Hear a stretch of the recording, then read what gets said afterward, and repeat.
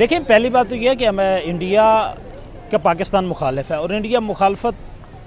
डट के करता है। एक बात है कि वो अपनी डिप्लोमेसी में उसने ये बात शामिल की हुई है कि कहीं पे भी पाकिस्तान को मैंने ऊपर नहीं होने देना या कहीं पे भी मैंने पाकिस्तान की फेवर में कोई बात नहीं करनी। आपने रिसेंट एससीओ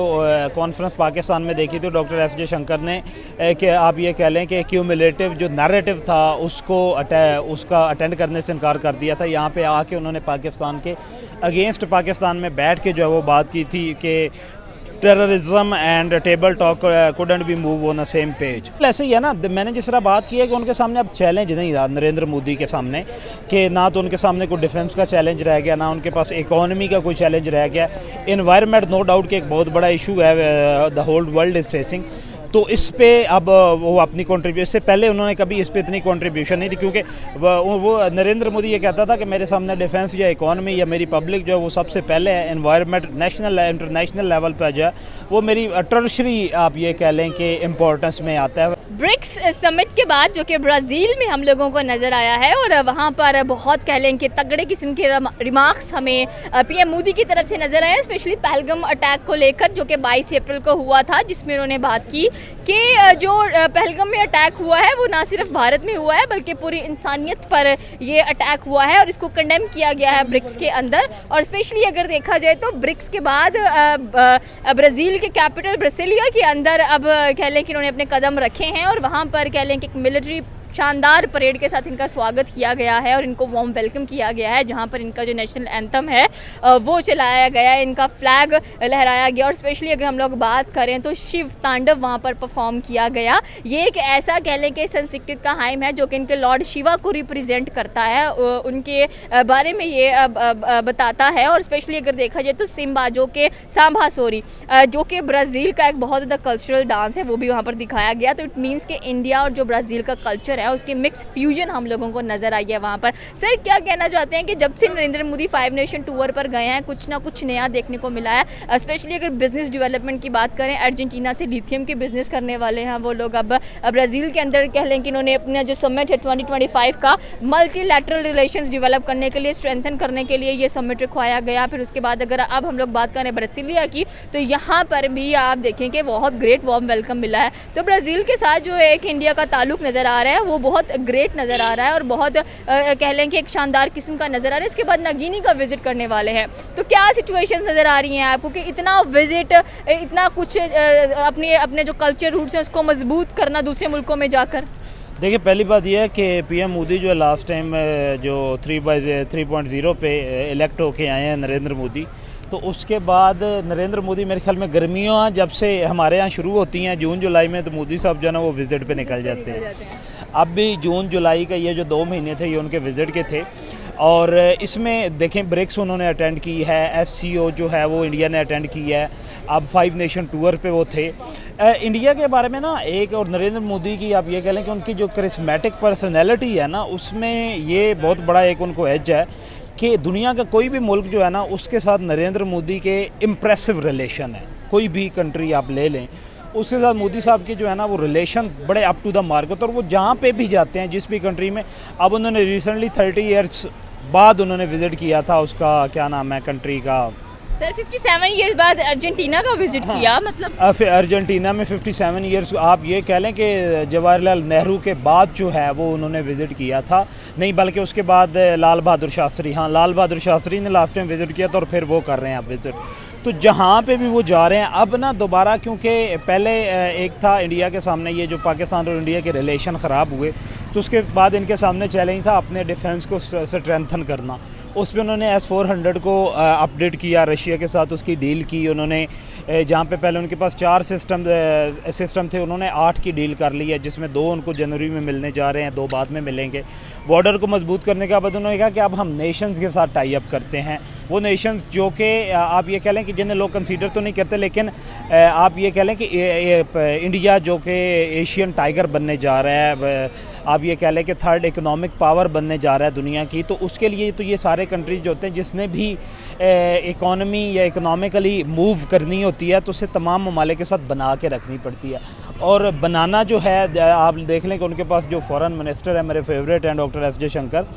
तो वो पहले ऑलरेडी जो है वो फील्ड सेट करते हैं, उसके बाद वो पहले जनवरी से लेके अप्रैल मई तक जो है वो फील्डिंग सेट करते हैं। उसके बाद वो मूव और नरेंद्र मोदी को जो है उन्हें कह देते हैं कि भाई आप जो है वो मूव करें, और वो विज़िट करते हैं। और आप ये देखिएगा कि हर ये जून और जुलाई का जो महीना होता है, नरेंद्र मोदी का 5 से 10 नेशंस को वो विज़िट करते हैं ताकि उनको करीब ला सके। अभी यूनाइटेड नेशन में आप ये देखें कि रिसेंट डेवलपमेंट ये हुई थी कि यूनाइटेड नेशन में रिकगनाइज़ किया गया था और सपोर्ट किया गया इंडिया का अफ़गानिस्तान की तरफ से। ये जो पाकिस्तान के लिए जो है अब ये कह लें कि एक सेट बैक है, या पाकिस्तान के लिए ये एक अच्छा शगुन नहीं है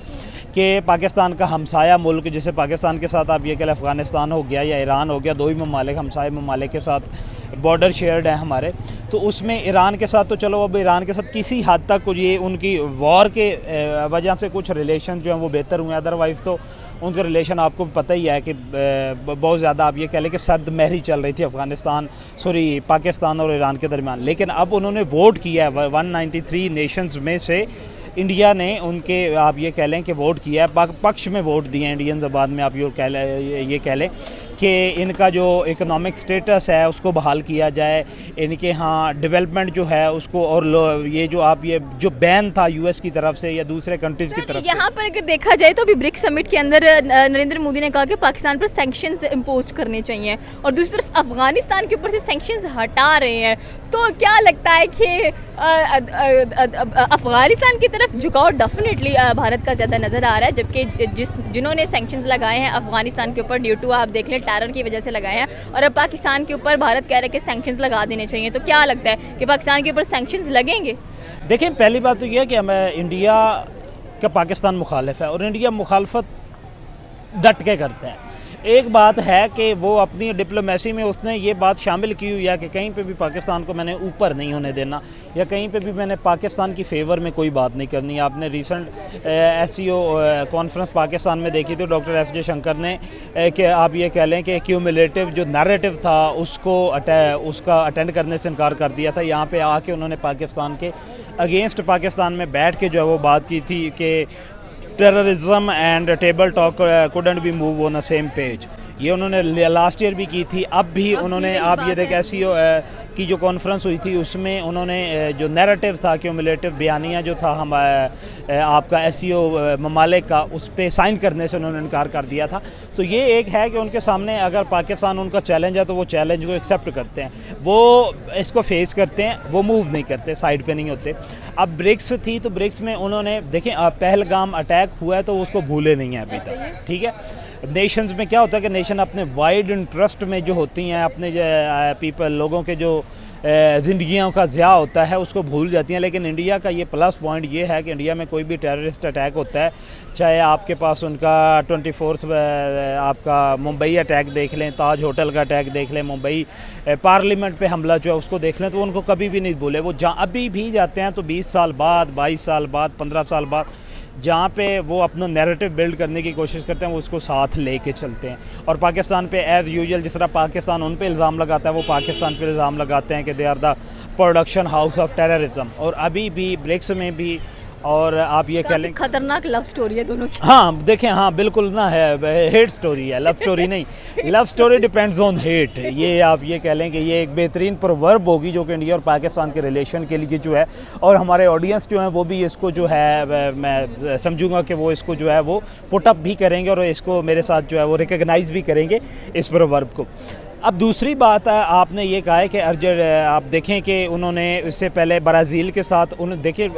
ट्रेड पे बहुत ज़्यादा वो बात करें। देखें, इंडिया के सामने अब डिफेंस मसला नहीं रहा, इंडिया के सामने जो है अपनी इकोनॉमिक्स या पॉवर्टी जो है वो मसला नहीं रहा, वो काफ़ी हद तक जो है वो ख़ुद को स्टेबल करने में कामयाब हो गया। इंडियन गवर्नमेंट जो है वो एक मजबूत गवर्नमेंट है, ठीक हो गया। इंडिया की फेडरल गवर्नमेंट हो जाए वो एक स्ट्रेंथन इकोनॉमिक पावर है। ये नरेंद्र मोदी जब आए थे उसके बाद मनमोहन सिंह के बाद, तो उनके सामने ये बहुत बड़ा चैलेंज था। अब उनके सामने चैलेंज नेशंस के साथ टाई अप करना, और आप ये कह लें कि ट्रेड फ्री जोन जो हैं वो इस्टेब्लिश करना, ट्रेड फ्री आप ये कह लें कि रूट्स जो हैं उनको इस्टेब्लिश करना डिफरेंट नेशंस के ब्रिक्स साथ। की समिट के अंदर अगर बात की तो COP28 में जैसे क्लाइमेट के बारे में बहुत ज़्यादा बात की गई थी, तो यहाँ पर COP30 नज़र आया हम लोगों को, और इधर भी इन्वायरमेंट को लेकर काफ़ी ज़्यादा कह लेंगे स्ट्रॉन्ग इनिशिएटिव्स रखे गए हैं। देखें बिल्कुल ऐसे ही है ना, मैंने जिस तरह बात की है कि उनके सामने अब चैलेंज नहीं रहा नरेंद्र मोदी के सामने, कि ना तो उनके सामने कोई डिफेंस का चैलेंज रह गया, ना उनके पास इकोनॉमी का कोई चैलेंज रह गया। एनवायरनमेंट नो डाउट कि एक बहुत बड़ा इशू है, the whole world is facing. तो इस पे अब वो अपनी कंट्रीब्यूशन, इससे पहले उन्होंने कभी इस पे इतनी कंट्रीब्यूशन नहीं दी, क्योंकि वो नरेंद्र मोदी ये कहता था कि मेरे सामने डिफेंस या इकोनॉमी या मेरी पब्लिक जो है वो सबसे पहले है, एनवायरनमेंट नेशनल इंटरनेशनल लेवल पर जो है वो मेरी टर्शरी आप ये कह लें कि इम्पोर्टेंस में आता है। पहली दो इम्पोर्टेंस जो थी वो मेरी डिफेंस थी और मेरी इकोनॉमिक थी, और मेरी पब्लिक की जो आप ये कह लें कि उनकी लिविंग स्टैंडर्ड था, मैंने उनको किस तरह जो है वो डेवलप करना है। तो नो डाउट कि ये Modi is consider to be an emerging leader all over the world. और अभी ये देख लें कि उन्होंने बांग्लादेश पे जो ट्रेड जो है आप ये कि टैरिफ जो है वो इम्पोज करवाया 40%, 35% टैरिफ है जो है डायरेक्ट टैरिफ जो है वो। साथ उन्होंने जापान साथ में सुनने में आया कि चाइना के जो प्रेसिडेंट है वो भी गायब हुए हैं, वो भी नज़र नहीं आ रहे हैं। तो ये चल क्या रहा है दुनिया में? देखे ना, ये डिप्लोमेसी तो नरेंद्र मोदी की। अब देखे डोनाल्ड ट्रंप जो थे अपने ऑफिस जो है उसको होल्ड करने के बाद पहले तो उन्होंने 2 महीने टैरिफ पे बड़ी जो है वो डिस्कशन की, लेकिन फिर पाक इंडिया रिलेशंस और उसके बाद ईरान इसराइल रिलेशन में वो फंस गए। अब वो दोबारा उनके जहन में वो टैरिफ वाला खन्नास जो है वो आ गया, और उन्होंने धमकी दी थी कि ब्रिक्स कंट्रीज जितने भी हैं उन पे हम लोग जो है वो मैं टैरिफ जो इम्पोज करूँगा। लेकिन आप ये देखें कि उसमें इंडिया जो है वो फिर भी सेव हो गया है। इंडिया ने खुद को सेव करके उनका जो आप ये कह लें कि मुखालिफ कंट्री है, आप देखें वो पाकिस्तान और बांग्लादेश को सेम पेज पे कंसीडर करते हैं। अब जो मोहम्मद यूनस रेजीम है उसको लेके तो 35% टैरिफ, और उसमें से इंडिया का खुद निकल जाना और बांग्लादेश पे जो है वो बांग्लादेश भूमि पे जो है उन्होंने ये इम्पोज किया है। तो अब बांग्लादेश दोबारा देखेगा इंडिया की तरफ। अभी ये देखें कि बारिशों के सीजन जो हैं वो चल रहे हैं, पूरी दुनिया में बारिशें हो रही है और हमारे खित्ते में बारिशें बहुत ज़्यादा हो रही हैं, फ्लड्स जो हैं वो आ रहे हैं। अभी बांग्लादेश में जो है वो भी वहाँ पे भी फ्लड्स आने हैं, और रूटीन ये है कि पहले फ्लड्स जितने भी आते थे और वो जो पानी इंडिया कुछ कंट्रोल कर लेता था, अपने पास संभाल लेता था, और उसके बाद रिमेनिंग उसको आप ये कह लें कि खाने पीने की चीज़ें इंडिया बहुत ज़्यादा जो है वो सपोर्ट करता था। लेकिन अब इंडिया ने साफ इनकार कर दिया कि हम बांग्लादेश को किसी किस्म की जो है वो ना तो मॉरल, ना इकोनॉमिक और ना फूडिंग सपोर्ट जो है वो देंगे। तो बांग्लादेश के साथ भी वो अपना पत्ता जो है वो लेवल कर रहा है, उन्हें बता रहा है कि भाई आपने इंडिया के साथ मुखालफत की है तो इंडिया आपको अपने जो है वो तुर्क के सारे पत्ते जो है वो दिखाएगा। तो दोनों जो उनके दुनिया में वैसे इतनी इम्पोर्टेंस तो नहीं देता, ना कभी बांग्लादेश पे इंडिया जो है या नरेंद्र मोदी का ये लेवल ही नहीं है कि बांग्लादेश जैसे छोटे कंट्री पे और कमज़ोर मुल्क पे वो कोई अपनी पॉलिसी बयान जो है वो खुद दे, लेकिन नीचे उनके जो आप ये कह लें कि एडवाइज़र वगैरह होते हैं वो उस पर तो बात करते रहते हैं। अब उस पर बांग्लादेश को भी वो सबक सिखाएगा। पाकिस्तान को वैसे इकोनॉमिकली उसने जो है बहुत ज़्यादा डाउन किया हुआ है, क्योंकि उसकी जो नैरेटिव है या उसकी जो डिप्लोमेसी है उसने पूरी दुनिया में पाकिस्तान और जब इंडिया का कंपैरिजन आता है तो इंडिया की बात मानी जाती है, इंडियन की फॉरेन पॉलिसी को माना जाता है, इंडियन की डिफेंस पॉलिसी को माना जाता है, इंडिया की इकोनॉमिक पॉलिसी को जो है वो माना जाता है, इंडिया की डिप्लोमेटिक स्ट्रेंथ जो होती है उसको माना जाता है। लेकिन पाकिस्तान की तरफ पाकिस्तान की ये चारों चीज़ें जब वीक होती हैं, और नो डाउट कि इसके पीछे कॉन्सिक्वेंसेस या इसके पीछे जो रीजंस होती है वो नरेंद्र मोदी होता है। अगर नरेंद्र मोदी या ना हो तो फिर पाकिस्तान किसी ना किसी तरीके पे अपने आप को प्रेजेंट कर सकता है। बिल्कुल, ये थी पाकिस्तानी अवाम की राय कि अगर देखा जाए तो भारत डेफिनेटली बहुत ज़्यादा स्ट्रॉन्ग कह लें कि डिसीजंस मेकिंग पावर रखता है, एंड स्पेशली अगर देखा जाए तो जहाँ पर जाते हैं कल्चरल रूट्स बहुत ज़्यादा कह लें कि वहाँ पर हमें इनबिल्ट नज़र आती हैं, इंडल्ज नज़र आती हैं, जिस तरह से आज हमें ब्राज़ील के अंदर नज़र आया है। आपकी क्या राय है नीचे के कमेंट सेक्शन में बता सकते हैं। हमारे चैनल को सब्सक्राइब करना बिल्कुल मत भूलिएगा। तो मिलता है अगले वीडियो में। अल्लाह हाफ़िज़।